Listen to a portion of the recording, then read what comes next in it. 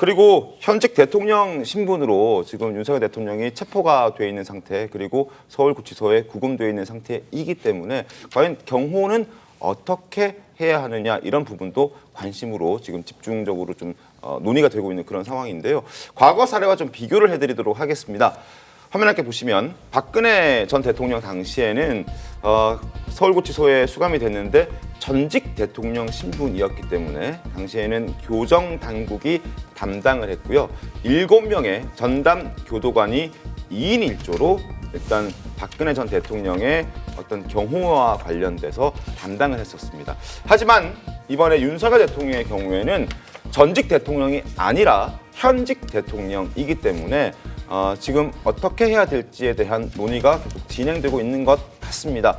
구치소 내부 복도에 경호관을 배치했을 가능성도 있다. 그러나 정확히 확인은 되지 않고 있는 그런 상황입니다. 법무부에서도 이 부분에 관련해서는 뭐 보안상, 뭐 경호상 이런 이유를 들면서 구체적으로 이야기는 하고 있지 않거든요. 허준 변호사님, 이럴 경우는 어떻게 될까요?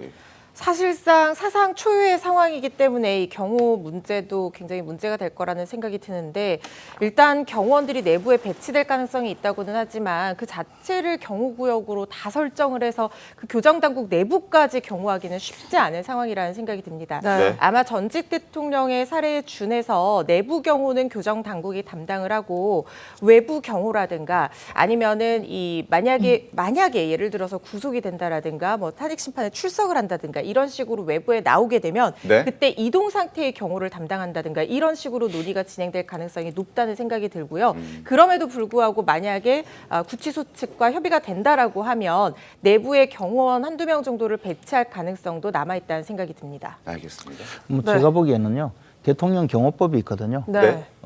대통령 경호법에 그 경호처장이 경호구역으로 지정을 하도록 되어 있습니다.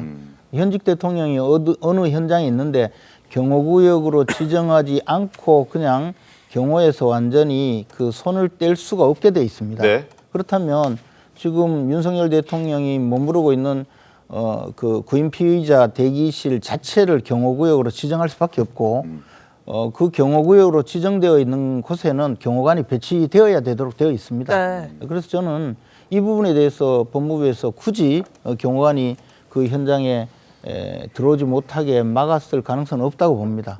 그래서 들어가서 경호를 하고 있을 것이다. 당연히 구금 시설 내에서 경호를 해야 되는 것이 원칙입니다.